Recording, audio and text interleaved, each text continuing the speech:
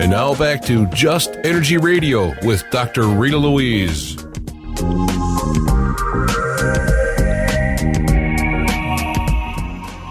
Hey, welcome back to Just Energy Radio. I'm your host, Dr. Rita Louise, and thank you all for staying tuned to the second hour of the show. We're going to be talking to Tricia Kelly about conscious parenting. But don't forget, Just Energy Radio can be heard live every Thursday evening from 8 to 10 p.m.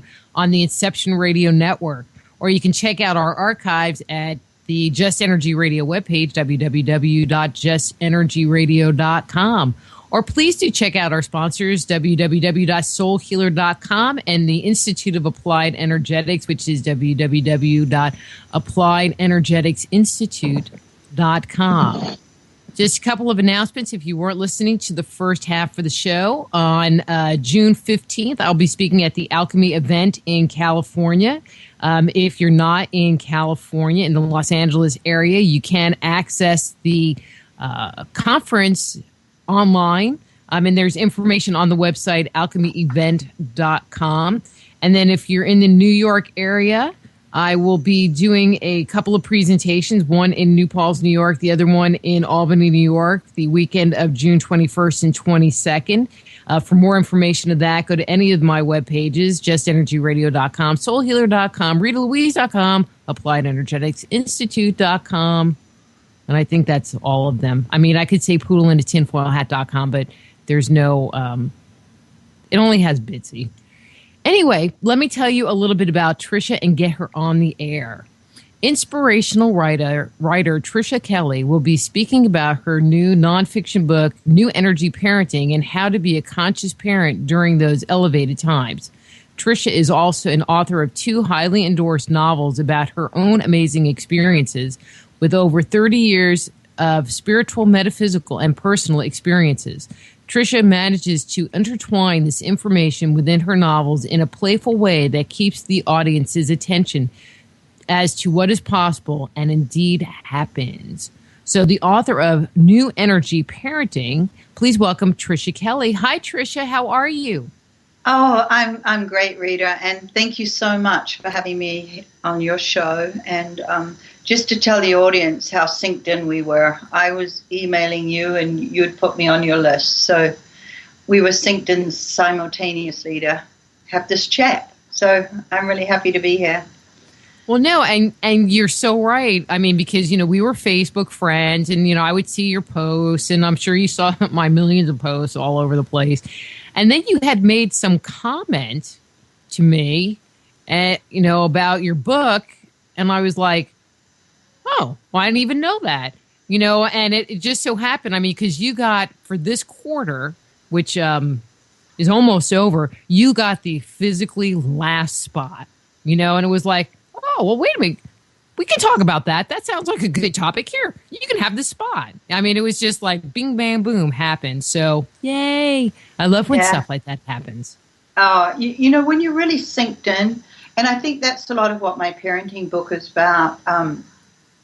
It's about really keeping parents in alignment with their manifestation.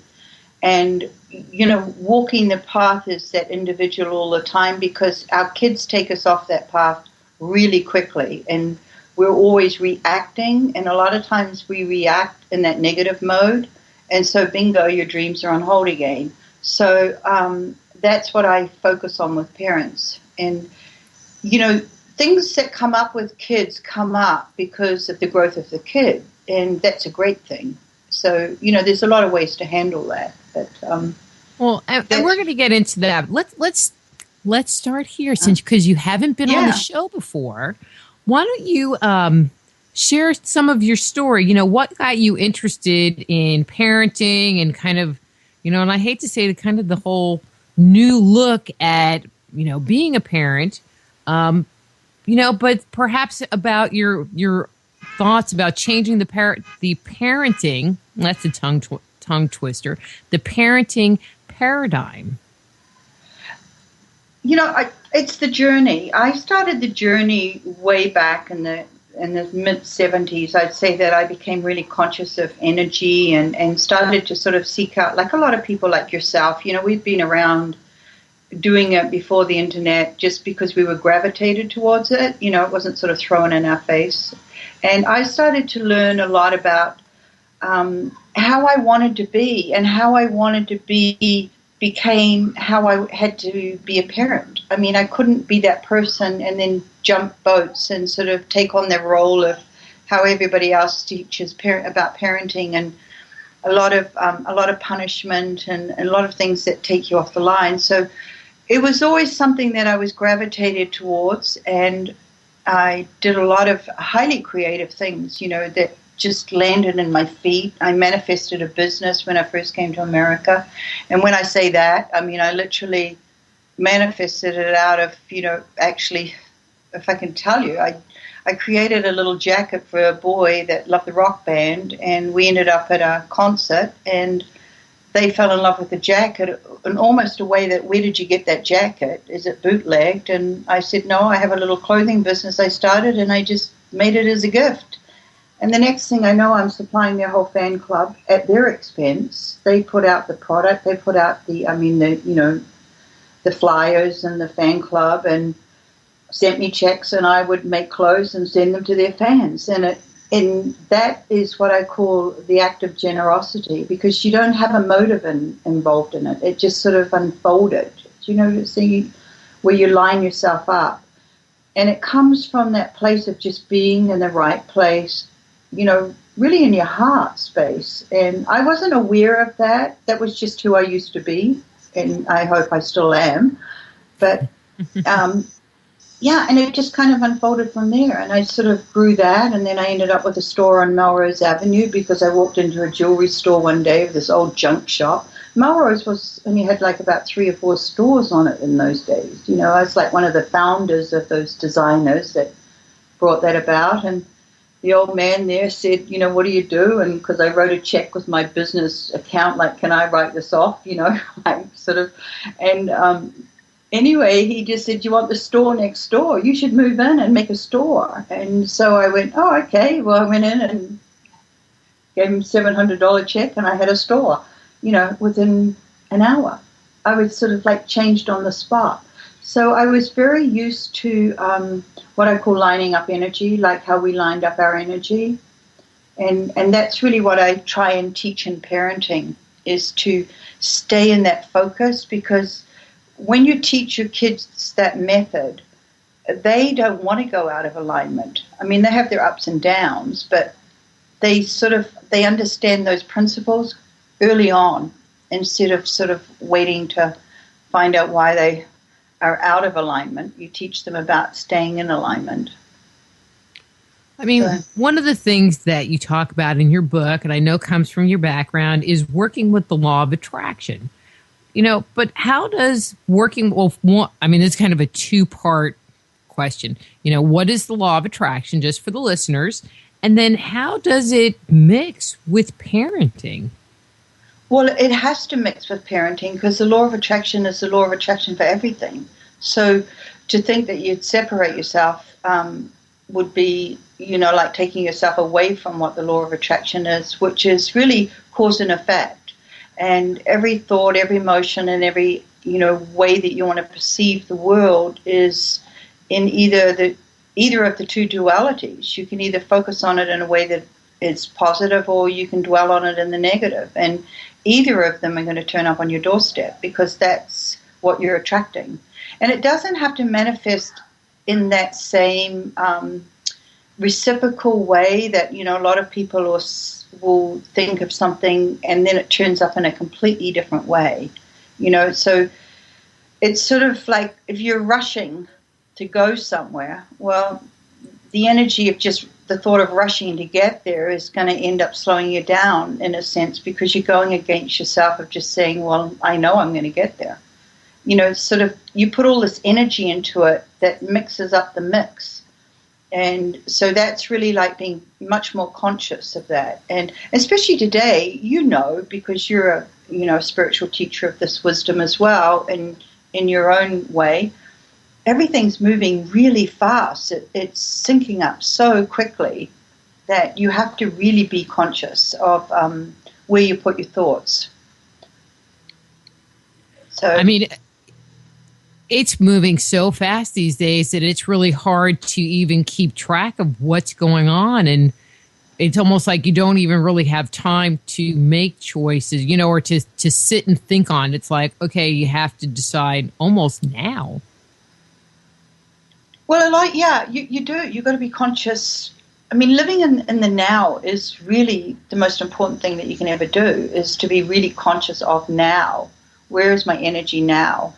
Because a lot of people, they walk around with so many old victimized stories in their head going around in circles, and belief systems and things that they've been told they can't do or they're incapable of doing. And instead of the magic of finding what it is, because one of the things that I always use too in philosophy is this or something better. Because it's almost, you've heard I can't even remember the exact wordings, but, God answers your prayer 3 ways, yes, no, or do you want to wait for something better down the line? And some things that you dream of are so big that they really do take that divine timing to line up. And it's hard to stay focused in that, when you're looking at that. And children do that too. They have really big dreams. And I raised my daughter with the principles that I wrote about in the book. And I didn't want to bring out the book until I'd finished raising her, except the really weird thing is that I finished it before she started high school, even though I wrote about her being in high school, because I knew how I was going to raise her in high school. And that's an important part of their change in life as well, the kids, because they have those sections that they go through, whether it's the first 7 years, the next 7, and, the next 7. So you have to, as a parent, sort of work through those in growth. And, children are so bright these days, and people talk down to them a lot because, I always say, it's really easy for a kid to work out that 2 and 2 is 4, but they don't know algebra because they haven't learned it yet. But it doesn't mean that they haven't got the wits to understand, 2 and 2 makes 4, and that makes 4 and 4 is 8. And, they learn as they go along and the levels of what they can attain. And so they're really smart sponges. And as a parent, you want to just sort of bring that into account straight away.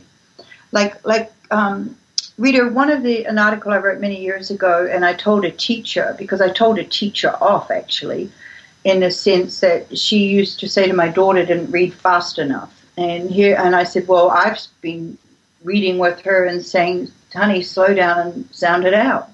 And now the school system's saying that she has to read, 120 words per minute or whatever it was, some crazy scheme, and she was only up to 85. And so I said to the teacher, all right, well, she'd practice and she wanted to read out loud in class, and she wanted to read out loud, and she kept, it was one of those kids that put her hand up and didn't get picked and put her hand up, and finally she got up and the teacher said, okay, read, and then she said, fine, sit down now.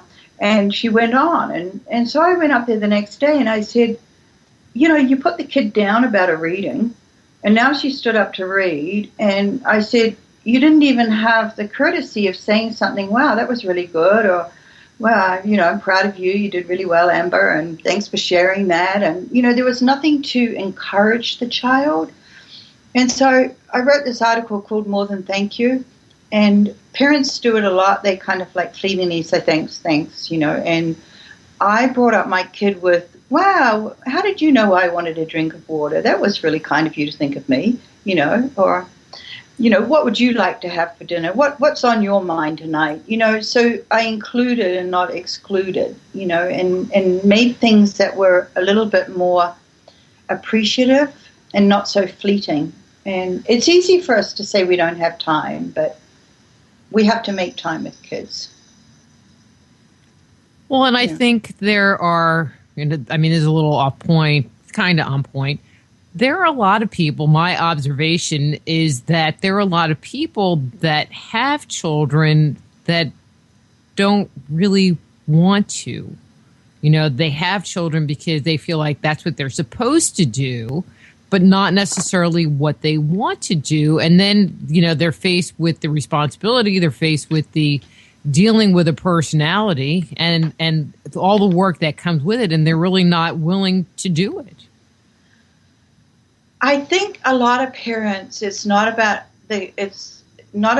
not really, I think, wanting the kid. I think they look at the kid and they go, oh my goodness, they've told me that this is going to cost me $200,000 before she ends up being 16. And then it's another $100,000 that I'm trying to get her through college. And, they're sort of bombarded, I think, with a lot of the things that go with parenting, more than the joy of parenting. Because I don't think there's anybody very few people that would say, I don't enjoy my kids, or they don't lighten me up, or they don't entertain me, or, the flip in the middle of the living room was cute, because kids are here to enlighten us, and they do. If they're kind of loved, they're always like giving back in that way. You've been a parent, so you've been there, you know what I mean? They feed you much more than going back to that, what I'm saying, the mental problem that people put towards, now I have a kid, now I have to work, now I have to have 2 jobs, now I have to, rush. And I think that gets in the way of the parenting. But it seems like that's what they end up doing. But anyway. Yeah, they do. And I decided when I had my kid that I was actually in New Zealand, and I was really lucky because I had a place to live. But I spent the first 3 years being a 24/7 mother. We'd go little play dates and things like that. We're always interacting, but it was a great foundation, because when I came back to America, she was fine with wanting to be like, yay, out in the world, yay, I'm at play school, when can I go back to that place where all the toys are, it was exciting for her, because I didn't sort of shove her there at, 6 months old or 6 weeks, and I think that's the thing about parenting that you have to really think about, is giving really good quality time to your kids when you are a parent. Like a good one-on-one. And not everybody could do what I did. And I understand that. It's because we are in a working society and we do need help, but we still have to share our time with our kids so that they know that we're there for them. And once they know that, they're so secure, that's and they're so adventurous, and, you don't just sort of throw things at kids. It's really interesting. I said to my daughter once, Rita, I said, you don't know how blessed you were growing up with me not having a lot of money. And she sort of looked at me like, what? When all the other kids had this, and this, And I said, well, because I didn't have money to waste, honey. I never spent money that was like throwing it away for nothingness. When I went to the market, I only ever bought real food and good food and healthy food. And, we went out, we shared good meals. You didn't eat like happy things, and we never had soda in the fridge because that was like $4. I wasn't going to put $4 worth of soda in the fridge when we can drink healthy water. So, there was things like that. I didn't have cable because I was actually blessed, and because she only could watch 4 channels, PBS and a couple of, Channel 5 little, bits and pieces. So she wasn't bombarded with all of this energy. And the other thing that I said to her, you never went to a bad movie, because for me to spend $10 to send you to a movie, I wanted to make sure it was something that really had a lot of fun. And because I brought her up, Rita was such an amazing balance. She was such a balanced child. She was invited everywhere. And I said to a friend of mine, I said, it's really interesting. I didn't pay for 1 penny of babysitting because I reciprocated it as well. But my kid was just invited everywhere, because the parents loved who she was, having her as an example and a friend in the house. So that's what comes from being a really tuned into your kids and bringing them up right. You as a parent can actually end up with a lot of freedom. Do you see what I'm saying? So, and but what if you make the decision? So let's say you have a 6-year-old. I'm just going to throw out a number. It's a 6-year-old or a 12-year-old. Can you still reap the benefit of becoming a more conscious parent, or is it something that you really need to kind of start? I mean, not that you can't start at any point in time and get some benefit, but is it really something that you really need to go into the process thinking, the process of having children and starting from the beginning of their lives? I think you can turn it around at any point. It's sort of, in your own teacher, because you're, a specialist and things like that, you can turn adults around. If they're ready and conscious to want to do it, they can make that change, and they can become aware of what they're doing to their kids, to lighten up so they're not caught in that energy. Do you know what I mean? Like, they're not caught in the place that they know they're lowering their standard. You see, for me, to punish another human being is lowering my standard as a human being. And so I never punished my daughter not because she did things, she didn't do things wrong. I mean, of course she did. And there were moments, or her emotional, what I call, kids walk in the door and they need a place to dump their energy, because some of them are so wound up from this control system in the schools and the education system, and the lack of kind of that communication between the teachers anymore that we used to have more in the old days, where it was a friendlier space. Now it's sort of like, hand them a packet, hand back a packet, this is the packet for tonight, and it's sort of, it doesn't have that energy, and these children come home and they're just so drained from being in that space that they have a moment where they really do dump their energy. And I used to call it dump it at the door. It's fine, because I knew I was the one that was in the line of fire, and I knew also as a parent that the kid knows whatever it says, you're still going to love it. It's sort of like that unforgiving love that you have. They can say something mean, that they don't really mean it. They come back 2 minutes later and apologize, that I didn't mean that. But a lot of that comes from that energy that they have in that outside world that's bombarding them all the time. Do you sense that with your, kids and things like that yourself?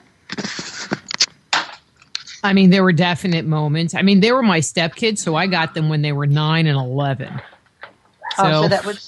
So I got to change them from being little Neanderthal human beings to early Homo sapiens, which I thought was a major improvement. And now they are two wonderful, very well-behaved, ambitious, motivated, caring young men. And I feel very proud of who they are today. I think that with kids as parents, you've got to let them find their own ground too. You can't sort of mold them into being who you are just straight away, and your reflection is what they pick up. And I'm sure that you're a very bright star for those two boys, just knowing you. And that's a hard thing to take on, as a stepmother. Okay, so we have a question in the from the chat room. Being a stepmother was really challenging, in the general sense of the word, because you weren't their mom, but in the same breath, I can see now, and especially the one that I used to butt heads with, he has come to realize all of the wonderful things that he has learned from me, because now he has a stepkid. Full circle. Which is kind of funny. And I'll go, well, where did you learn that? And he was like, from you. It's like, anyway, so here's the question. This is from Bob. How does a good parent who does everything right deal with the child, one who might be described as a quote unquote bad seed? Well, the first thing I would say is that you labeled her. And you labeled her the bad seed. You see what I'm saying? And this is and I don't mean this at Bob, personally, because a lot of times parents, don't see their children how they want to see them. They only see them as that way. And she's not a bad seed. I mean, kids aren't. I don't think that there really is something like that. You have to kind of go to being what I call an emotional spy. Okay? So spy on the kid and see where the kid's emotions are. And so wherever there is an emotion that's really enlightened in them, that it's an excitement, then bring more of that into the focus. And just bring more and more. And the other will sort of subside, and the child will start to see that you're more on their side of bringing them up than bringing them down. And so, they'll say, I'm not happy with your behavior, and I don't like the way that you're doing that, and you don't need to, So that's really who they're reflecting, because they'll reflect it right back at you. It's sort of like, two caged, you can hear my cat meowing here, two cats that are kind of caged in will fight each other eventually if they're just, attacking each other. And that's what happens in the parent relationship a lot. Is it's nothing more than a lot of attacks. And you as a parent, you want to sort of like, as I said, if a kid is acting like that, it's what I call they're already in a ditch, okay? So you don't want to throw more soil on them, because you actually make it life worse for them to climb out of. So you want to get them out of the ditch as quick as you can. And the way to do that is to bring joy back in whatever they like. And like some kids will say, parents will say, but I don't like the things that they like. But as long as it's in a sense of safety, if the kid likes to run around with a machete, then, you might have to sort of say, well, let me take you out to a farm and you can learn how to, cut down corn if you want to play with your machete. Do you see what I'm saying? So you don't put them down for liking it. You just say, well, this is where you use it wisely. And so do you get what I'm saying? I mean, I understand, but what if you have a child that is constantly pushing the boundaries? I mean, do you create boundaries for them? Do you set up, one of the things that one of my big things was having consequences. It's like, you can do whatever you want, but if you choose to do this is the consequence. And I was extremely upfront. This is the consequence. Yeah, and that's how you do it, because you're actually laying it out in a way that they are the cause and effect of that consequence. Do you see what I'm saying? And like, if they're trying really hard to manifest a dream, and every kid has dreams, you explain to the kid, look, you can't get to the dream if you keep taking yourself out of alignment of the dream. So you can explain those principles of the law of attraction to the child, so they start to sort of think. And as a parent, I said to my daughter all the time, honey, I can't manifest your dreams. Don't even ask me to. I can't manifest your friends. I can't manifest what you do, period, because I'm not you. And everything that you do is what you line up, not me. And so don't tell me, about I want to do this, because it can only happen if you manifest it to happen. And so those kind of things with your kids is really important to bring out, as far as what their dreams are and what they want to do and what they want to be in life, and kind of guide them. And everybody has a passion. I mean, every kid has some sort of passion that they want to do or explore. And I think that's really valuable for parents too, to find that in their kid and sort of let them develop it or help them develop it. And sometimes they last a long time and sometimes they're short-lived. But, sometimes we've got to do things to find out what we don't want to do.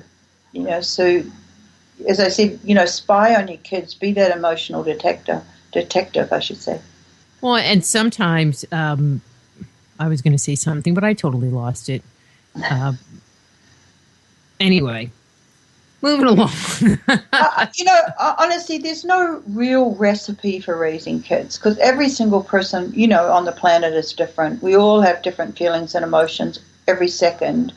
And I don't think we should hold that as our children. You've got to sort of let go, like that was yesterday. Okay, today is a new day, new dawn, new day. everything that happened before is history. Let it go, parents. Let it go. Because we can and we change, and our children can change too. And I think sometimes we hold that in the thought of the kid, that once upon a time they were like that, and they may be like that again. And you just have to make wise decisions with what you do and who you bring around the kid as well, and who you encourage them to see. And their friends, you can suss them out and have great conversations. And I used to watch TV shows with my daughter that she used to like, and I couldn't understand how she liked them, the Gossip Girls. But when we started watching it, she was really empathic to the ones that were being mean to the other ones, and why. And so she was seeing it from a completely different angle than, like I'm one of the cool girls. So they all see things and they all hear things. And that's another thing about, the bully energy. If you have a kid that has that kind of bully energy, that always wants to be in that space, if you really explain to the kid that you can't manifest dreams if you're putting down another kid, because it just doesn't line up. And so really, all you're really doing is giving away your power to something that you can't use for yourself. Even though you may think that you're the big person in that moment, you really have just put your whole life on hold.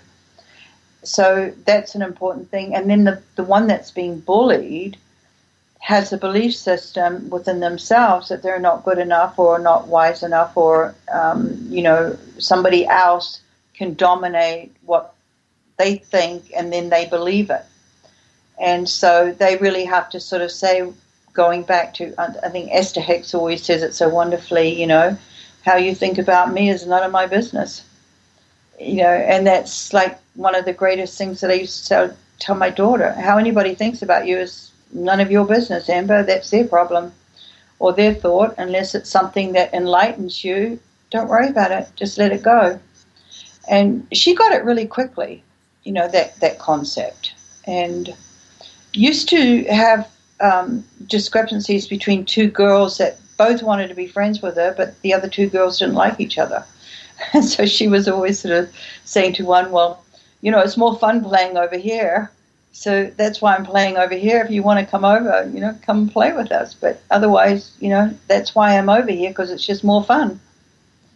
And I think, one of the things that you also taught her, though, was to be neutral in the situation. So if there's a lot of things going on, to keep herself out of being involved and inserting herself into the middle of everything. Well, I think when you teach children to be an observer, they learn a lot, because they see a lot of things that are happening around them, and they can understand it. And, the little girl that was the trouble, that was the one that wanted to be my daughter's friend, and was her friend as well, had terrible parenting situations at home that were just frightening. I mean, these parents were just mean-spirited to this child, and in ways that I didn't understand. So we knew she had a lot of what I call shadows that used to hang around her, because she always had that feeling of she was one of those put-down kids. And so my daughter used to bring her up. And, the interesting thing is one of the schools that she went to had quite a few different autistic children that were, had the lack of communication skills in that way. But they would just gravitate to her like crazy. And she'd be sitting with her friends at lunch, and they would come and just plonk themselves down beside them, and her friends would say, do you know her? And she'd say, no, but she just likes me. She's having lunch with us today. And she would just carry on and include, not exclude. And they used to just do that to her all the time. They were always like throwing their arms around her and running up and hugging her. And, people can sense kids that are in that neutral, peaceful state, that it's safe. And I think that's sort of what we all strive for as parents. I just think it doesn't matter whether you're the smartest or you get the best grades or you're, the prettiest in the class. It's just keep your kids really happy and in that neutral space, and you'll be fine. What about parents? I mean, this is something that I've been seeing more and more of, is parents that, and I'm going to say enable their children to a point that it becomes really unhealthy. They get the latest gadgets, the newest clothes to wear. It's like if they don't want to do something, they don't have to, and they kind of give up they do all of this stuff for their child, and then the child ends up with no real ability to take care of themselves or no desire to really do anything. And then they're faced with the real world like, oh, well, like they don't have any chores, and now they have to like go get a job or something, and they're totally not prepared. I mean, do you have any words for parents where, where's a healthy place to kind of draw the line, where to make it so that the child can be better prepared for surviving in the world? Well, I think any of the toys and the gadgets today should be earned. They didn't, I mean, we have present time. Of course, we have a Christmas and, birthdays and things like that. But there are opportunities where kids can, create things themselves. And if you want it bad enough, create it yourself and it will turn up. It's just a matter of where you want to put it. But if you're just going to spoon feed the kid the whole time, you've got to know that you're bringing up a kid that can't end up feeding itself one day down the line, because that's the way that you're supplying everything for them in life. And but some parents are very different. Like the other night I caught on television just a snippet, and I've seen him before because it intrigues me sometimes, young businesspreneurials and stuff on the I watch the Shark Tank, just as entertainment sometimes. And so I know who the man is in the middle. I think they call him Mr. Wonderful. And he's, I can't remember his real name, but he's the one that always sits in the middle and is quite grumpy, calls everybody cockroaches and whatever if they don't have a good deal. But he's worth billions. And he made a comment on TV the other day that he said, I have brought up my kids. I'll pay for all of their education, everything that they need to be educated. But then after that day, they get nothing from me, absolutely nothing. And he was like dead serious. They don't inherit a penny. Now he's worth billions. Well, how does a child like that go from there to there when they've been flying around the world in Learjets and privates and locations and, lush, to suddenly end up with basically out there in the world having to make it their own? But the funniest comment of all, Rita, was he always said he got his break because his mother lent him $10,000 to develop this internet company in his basement. So he's like the opposite of even the generosity of his own mother. So it's everybody has their own rule book of what they put forward for their kids, but I think it has to be within logic of what that kid is used to, and because that's quite harsh in a sense. But it makes you wonder if he actually really followed through on that. Well, they haven't left home yet because they just keep wanting to do courses and another higher education. I don't blame them. another higher education because I have a roof over my head that's a multi-dimension. So and I know it's really interesting because I have some relations that are extremely wealthy, like some of the richest in the country kind of kids, and two of the boys did something that was pretty outstanding that I was like, wow, kids don't do these kind of things. It takes a lot of courage. One of them rode 26, went through Africa, or right through Africa, through Afghanistan, right up to England on a dirt bike alone. And he did 27,000 miles in 22 countries, or the opposite way, 27 countries and 22,000 miles, but alone on a dirt bike. Congo, you name it, he went through it. Okay, now, and I just casually said to him one day, I was looking at some photos, and I said, wow, they're amazing.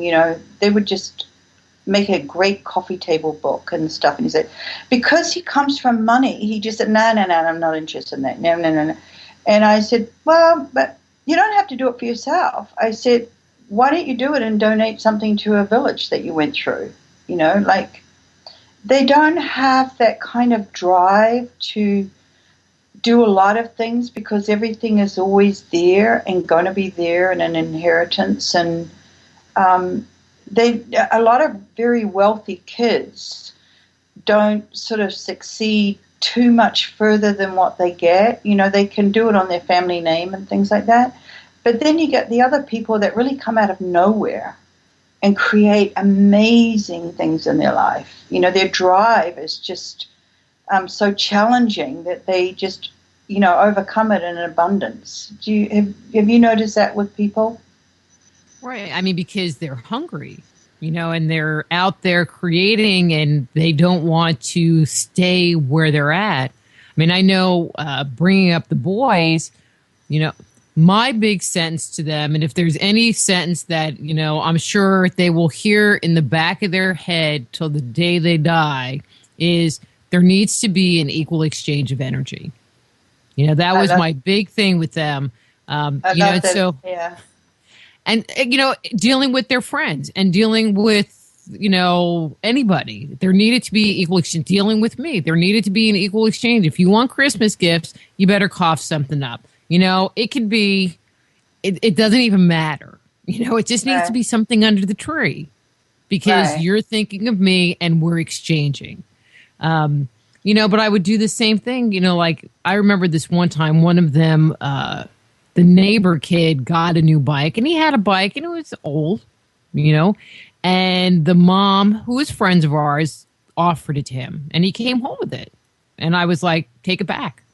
And I'm like, no, take it back. I go, and this is the condition. You can have the bike. I go, but you need to tell his mom that she needs to, if she truly doesn't want the bike, that she needs to come up with some chores for you to do to whatever level she feels is an equal exchange, and then you can work off the bike. So he did gardening for like an entire weekend and came home with the bike.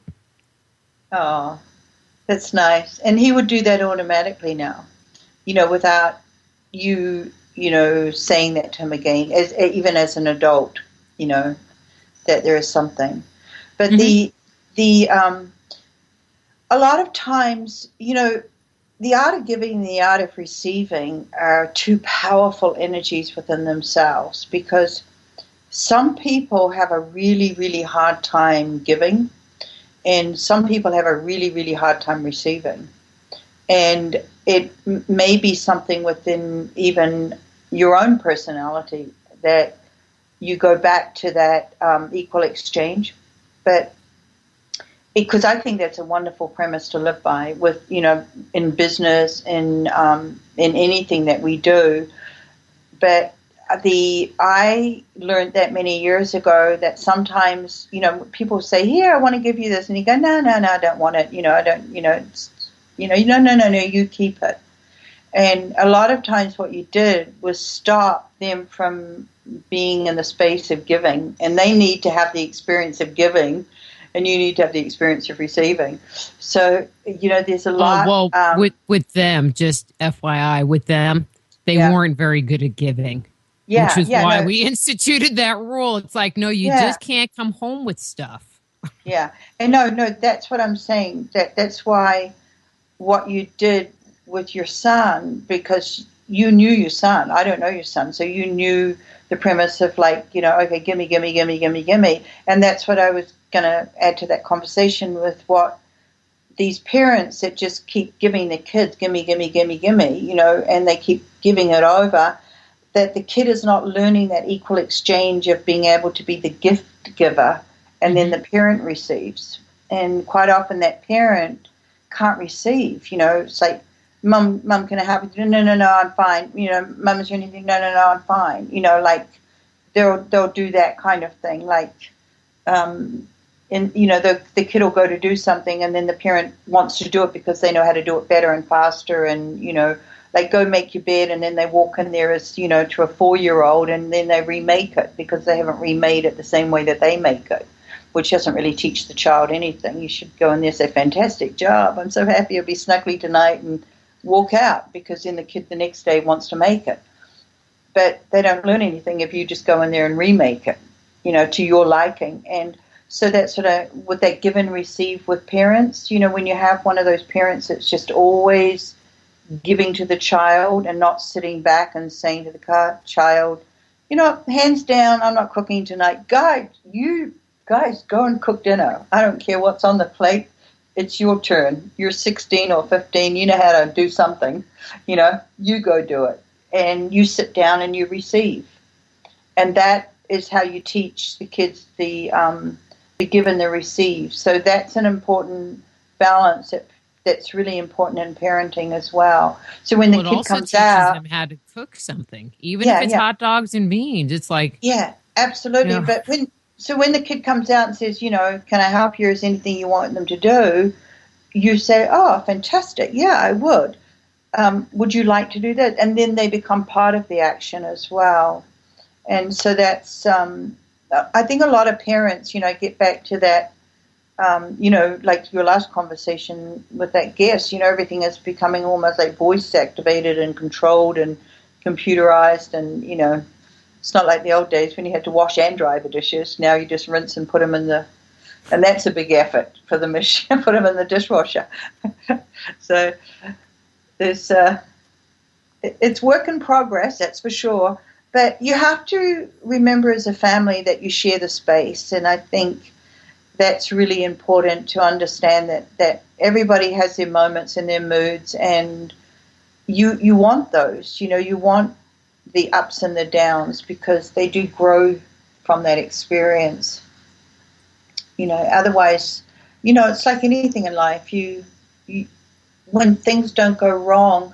Have you ever been around a little kid that's having a fissy fit because he can't get the square in the round hole, but he's not giving the square up for you to do it. He's going to work it out one way or another, and he'll be 3, 2, and he'll be sitting there like almost getting to the point where he wants to throw it across the room, and sometimes does.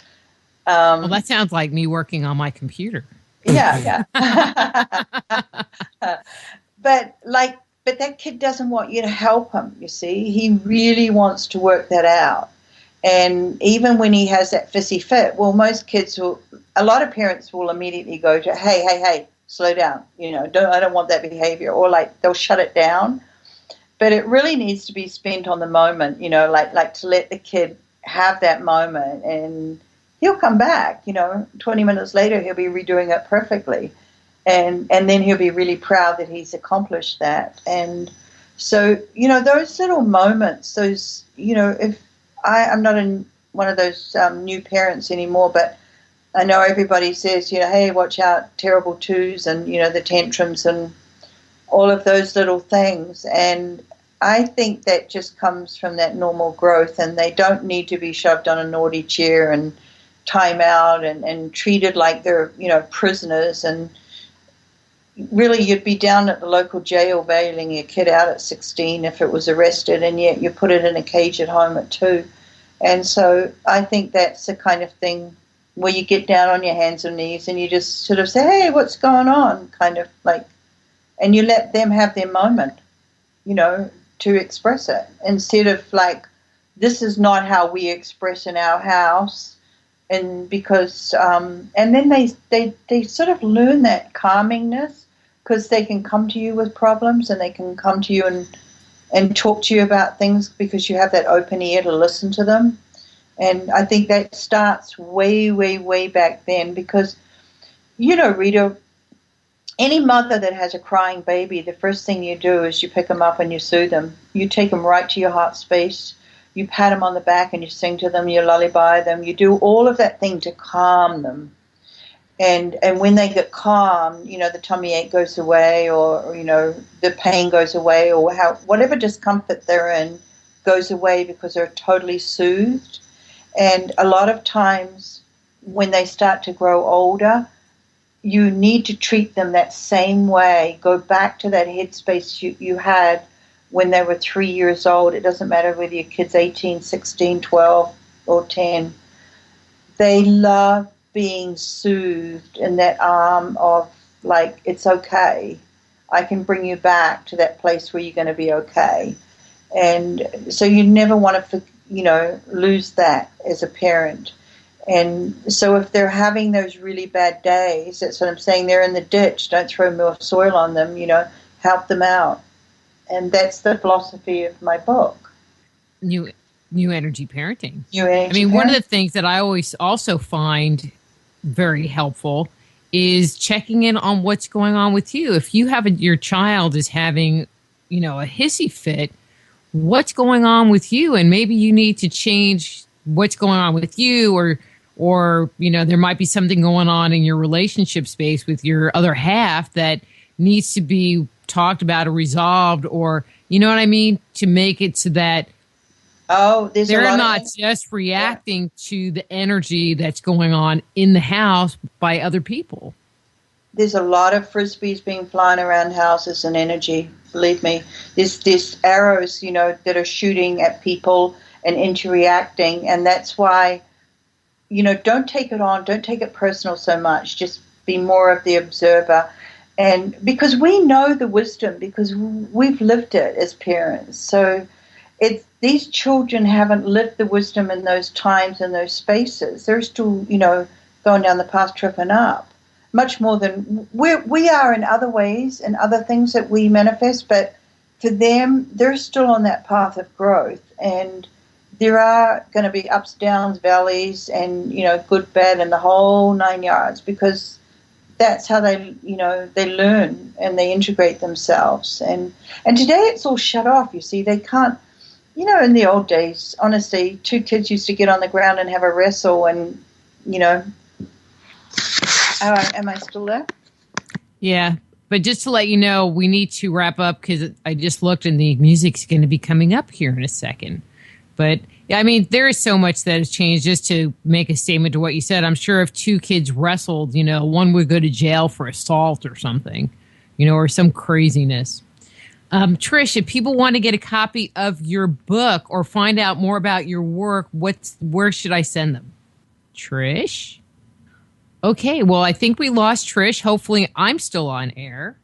Okay. So if you'd like to get a copy, there you are. Oh, yeah. Sorry. So Trish, if somebody wants to get a copy of your book, where's the best place to send them? Oh, at triciakelly.net, and also they're on Amazon and places like that. You can find all my books. My other two books are really fun too, that have a lot of that kind of wisdom in it, but in characters and stories. The Starseeds Beyond Time is... the people are loving that one, and I have to talk to you about that one too one day, because it's all my galactic experiences and right up your alley, which is another thing that children are going through too. A lot of energy changes from off-planet. But thank you so much for having me on. Well, thanks for having me, or thanks for coming on, and I'm sure I'll see you on Facebook.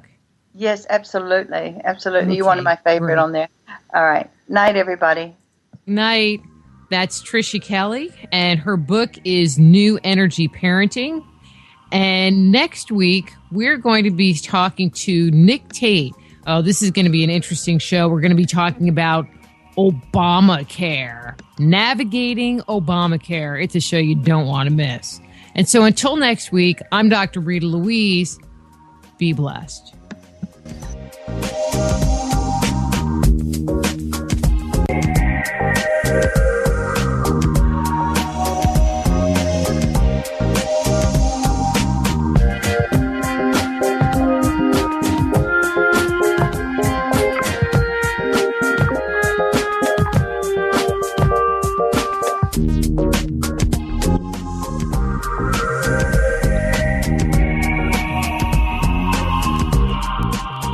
Join host Dr. Rita Louise each week at this time for Just Energy Radio.